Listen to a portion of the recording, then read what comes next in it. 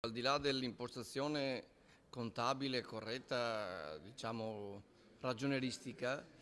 il tema dell'assestamento di bilancio e del bilancio di previsione non può non tener conto dei debiti che la Regione ha nei confronti dei comuni.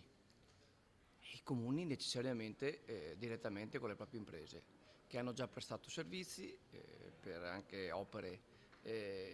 minori, ma che con la prospettiva e con i vincoli lacciuoli della legge di patto di stabilità nazionale ci impediscono, nonostante si abbiano 1 miliardo e 300 milioni di euro di cassa attiva, cioè di soldi in conto corrente non spendibili per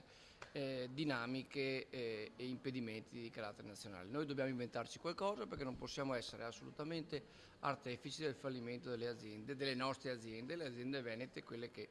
mantengono alto il prodotto interno lordo. La possibile soluzione è quella di approvare rapidamente un provvedimento legislativo che sostanzialmente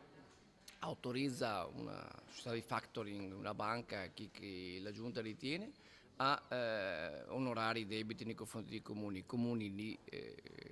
scorporano dai loro bilanci, incamerano i soldi e ovviamente la parte interessi che questa operazione costa non può che essere e che gravare nelle casse della Regione del Veneto, perché siamo noi purtroppo i debitori. Poi dopo, secondo me, bisognerebbe fare un'altra azione nei confronti dello Stato centrale, ma quello ci porterebbe lontano.